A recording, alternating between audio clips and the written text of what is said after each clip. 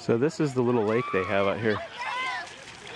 There is one of probably about 2 places you can actually go in Sarasota and swim in a freshwater lake without fear of like alligators, anything like that, because Florida is known for alligators. Pretty much any body of water that you have in Florida tends to have alligators in it, but this one is pretty much alligator free. But then again, look at this sign. Alligators are present on trails, waterways of this park. Usually eat fish, turtles, or other alligators have been known to attack humans. For your safety, do not swim with alligators. Do not approach alligators. Just FYI, for your information. This is sort of like the little stream or creek that runs through. And the reason why a lot of the streams in Sarasota don't flow like this one pretty much is like there's a slight flow is because Sarasota is flat. There's a little display outside the nature center here where it's showing some of the tools that they use in rosin or turpentine production here. So it's got a picture over here of a gentleman, I guess, cutting into the tree where they could bleed the sap, I guess, from the pine trees. And they had here's a picture of a turpentine still, and part of it was used for caulking boats, I guess, because it was like a glue type of thing. Pretty interesting. Yeah, a lot of the places I've went, I haven't really heard that much about turpentine production. I wonder what that is. Just a big blob of sap, I guess, maybe. This is what a Florida bobcat looks like. Not a huge bit bigger than a house cat. I think when they're mature, they're a little bit taller than that, because I've actually seen an adult one. This guy's about 1 foot tall, 1.5 feet. And then we've got a gray fox over here. Whoever did these things did a really great job of making these look very realistic, because that fox looks like he's still alive, actually. So this is an example of the freshwater fish that we see here in the Sarasota Lake area. There's the bluefish, the glass shrimp, the bottom there, and the American flagfish, and the mosquito. Yes, we have mosquito fish that actually eat mosquitoes. I wonder if it's that one right there, mosquito fish. They will actually give you free mosquito fish to put in your pond to eliminate mosquitoes. This little guy was very camera friendly. Look at that guy. He just wants to say hello. This guy's pretty common. When you go fishing, a lot of times you'll see his older brothers. A bluegill. I think it's one of the first fish I ever caught when I went fishing, is a bluegill. They do get a lot bigger than that. This one's about 4 or 5 inches long. These little guys are very feisty out here. I don't know what they're called, but they have like little stripes. We couldn't figure out what the name of them are. But they're very energetic.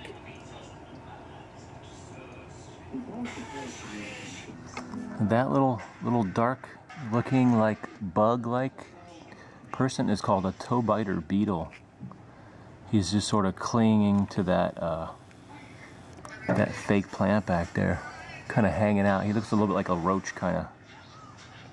Never seen one of those before.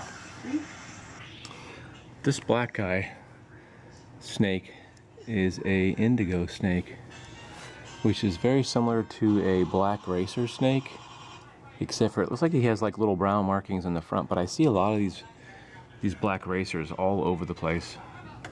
And if you look right behind him, right over there, there's actually a little rodent hiding in the background. A little rodent back there. So this guy, the gopher tortoise,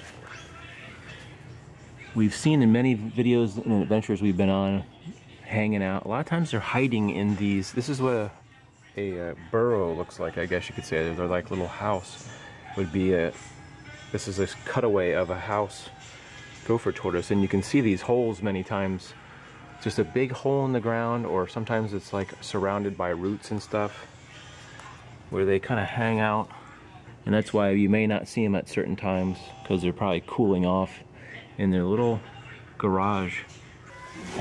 This scary looking fellow is an eastern diamondback, which I guess is like a Florida rattlesnake. I've never had the pleasure of seeing one of these.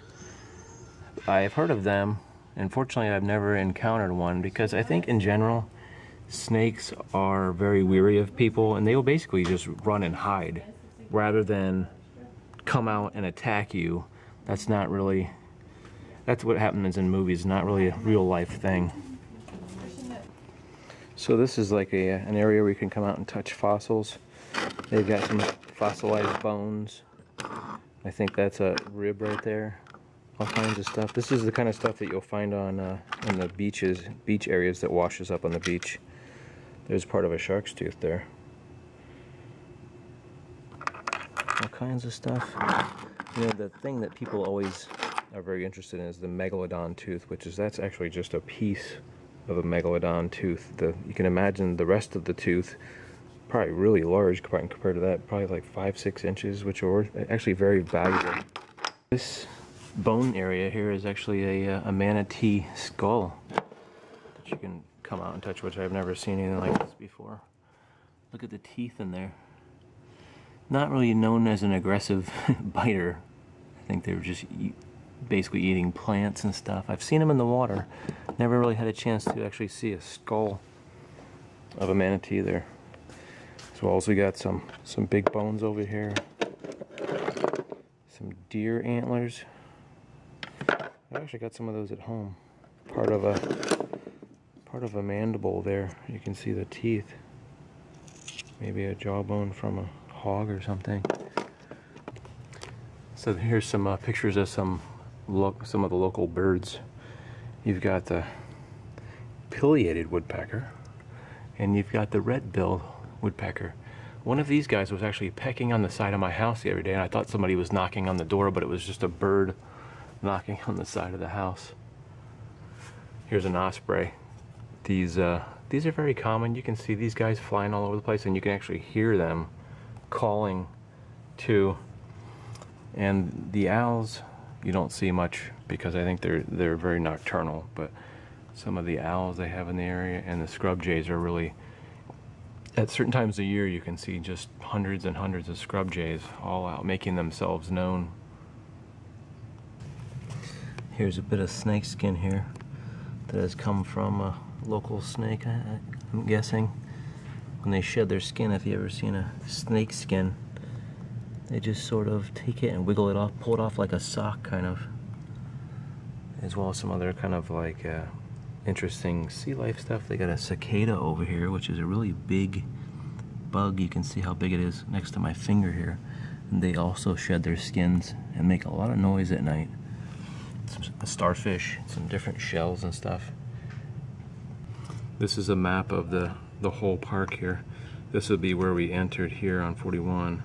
And this is the nature center, and this is the extent of all the trail systems. You can sort of see all the little white lines, trails there, how the boundaries come up here, and this is the railroad track, or the former railroad track, which is now the Legacy Trail. It goes right through the middle of the park, way down here headed toward Venice. But you can see it's a pretty good sized chunk of land. A lot of forest areas there. So we've actually camped out here before. I can't remember the exact year. It was probably about 5 years ago, maybe 2010 or 2011. And it was very nice camping area. I think the showers and the facilities are really nice here. That's probably when I realized that I didn't like camping that much. I'm like too used to the air conditioning and the Wi-Fi and the computer. So as I'm looking up the history on my phone here, the park's genesis was 1955 when Eliza Scherer Burroughs, the owner of a 462-acre South Creek Ranch, died. Her will left the ranch to the state to form a park. It was dedicated to the memory of her father, Oscar Scherer. So that's how Oscar Scherer Park got its name. I was never aware of that, but I am now. I pretty much lived in Sarasota my whole life. And as a kid, my parents took me to the state parks and things like that. And so I've been here as a kid.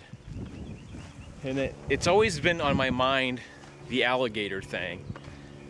because like I said, there's always alligators in ponds and streams and all over the place, and a lot of times you don't see them. And there's supposedly a legend about an alligator attack where someone was killed in Oscar Scherer Park, and I think we're talking about maybe in the 60s. I'm not positive, I haven't looked it up, but there was always that thing that people always would tell you, oh, you know that somebody got killed by an alligator in Oscar Scherer Park. When you're a kid, people tell you that. So this is where the Legacy Trail, the fitness bike running trail, coincides with Oscar Scherer Park, cuts right through it. Right here. Yep, this trail is a very, very long trail. You can see it just goes on for miles and miles. You can probably see a couple miles down there. That's how long that trail is, going up north. So down this way you can actually see this train trestle, former bridge where the train went over with the tracks still there. And then parallel to it is where they built the bridge for the pedestrian area. That's pretty cool. It's still there, although the train tracks don't continue. I guess this is called the South Creek area. They've got some informational signs here talking about the Seaboard Airline Railroad. The SAL controlled 2,600 miles of track from Virginia to Florida. Back in the old days, in the early 1900s, prior to it sort of vacating the tracks, I guess you could say. It's got an actual map here that shows you, I guess, all the lines of all the old train tracks. It's very tiny and it's kind of hard to see, but it says, you see it says Seaboard Airline Railroad and Connections. It gives you an idea of all the connections. You can see a few bicyclists headed down the trail here, just kind of cruising, enjoying the day.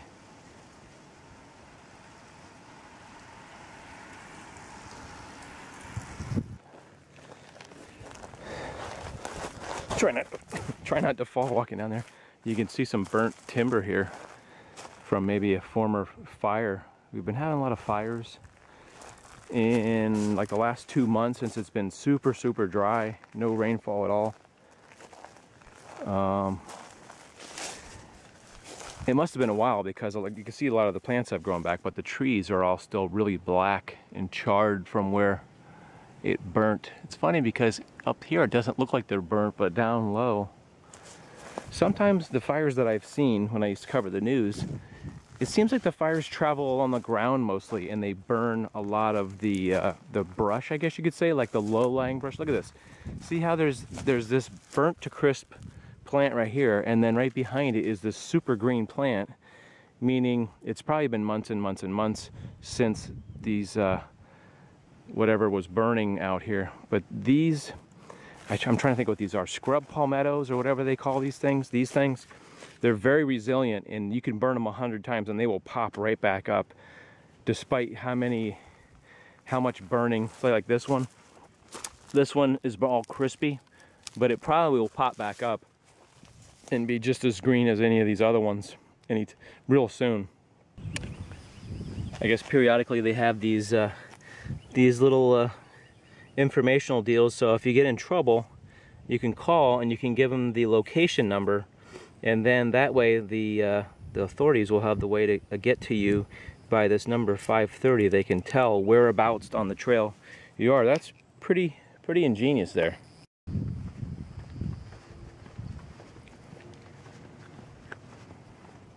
As I'm walking down, like there's a lot of areas that are sandy, kind of like a gray sand, and then you see these patches of this like orangish yellow sand. It makes me wonder why there's those interspersed patterns of orange sand as you walk down here. I wonder if it's like some kind of clay deposit or some kind of lime deposit. I don't really know. Does anybody know why that is?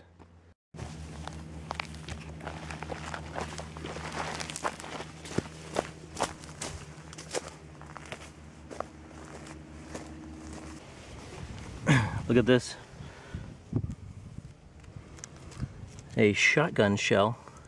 Looks like a pretty old one because I think that the metal part is actually rusted off of there. Looks like a 12 gauge shotgun shell. Somebody was shooting at something out here. I personally enjoy jogging and hiking. Nature, specifically during the summer, if you're out in like a forested area, it can be a little bit cooler, like you can get some of the canopy and it makes for a little bit cooler of a jog rather than just running out in the streets or wherever it's just like baking. The summers get very hot here, so I'm always looking for new places to sort of jog and be out in nature where you can have some shade. So this is very cool that I've sort of rediscovered Oscar Scherer after a lot of time. I haven't been down here. You can see some traffic through the trees right there. I think this is I-75. Right there, those cars going by. Cut right through, I guess, the border of the park right there. I think I hit something wrong on my phone because I'm saying some bad words on there.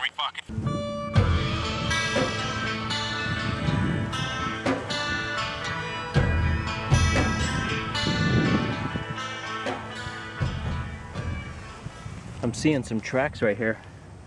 I don't think these are dog because they're too far apart. It looks like a hoof right there. Deers have, when they're running, they have a pretty long stride, and you can see that one. These are fairly deep, these tracks here.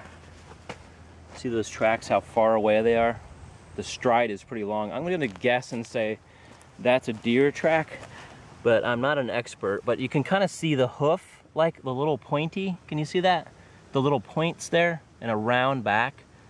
I'm gonna guess that's what that is.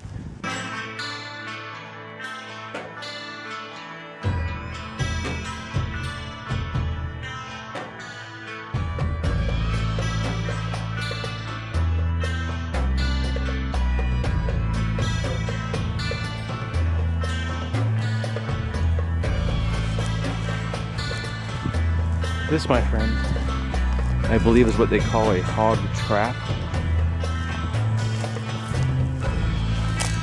I'm not sure if it's just when they trap a hog, they put it out here. But it says this is property of light hog nuisance trapping, and it looks like they have some feed down there. And somehow the hogs come in, and then when they work their way up past this string, it closes the door, which is a spring-held door. I've seen a couple of these out hiking, and I've never seen a hog inside of them.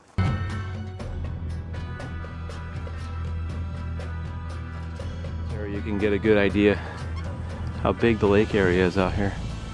Get a good view of all the birds. I think there's a lot of bird people that come out here, probably check out the birds.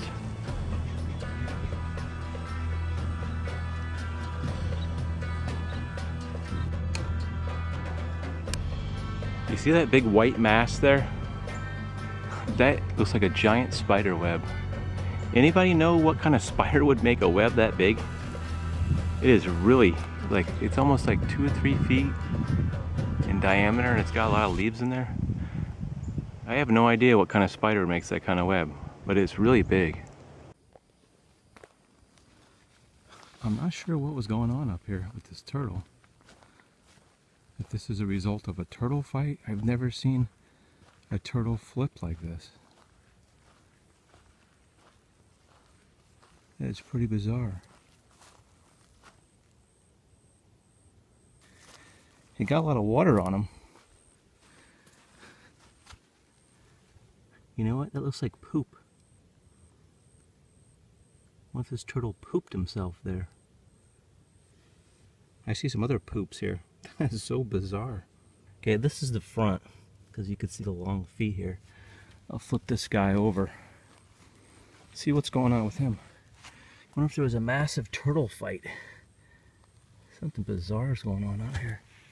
I've never seen, this is my first time seeing a turtle with dung around him, flipped over. Is that what happens in a turtle fight? Is whoever flips the other one over, then that one wins? I don't know, a lot of turtle activity in this area.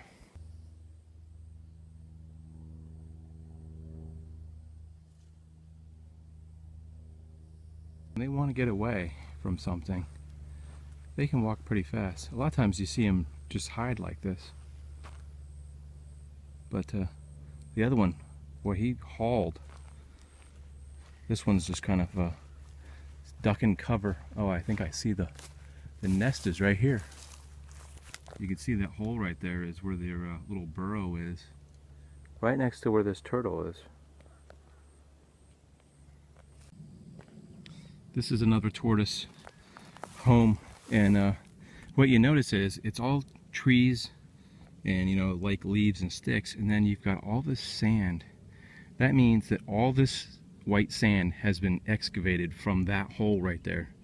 So you can imagine the length of that. I can't really tell, but that must be a lot. If you look at the diameter of the hole down here, it's only about, I don't know, maybe 12 inches across. And then you look at all this sand, it must go very far in there, considering all that sand.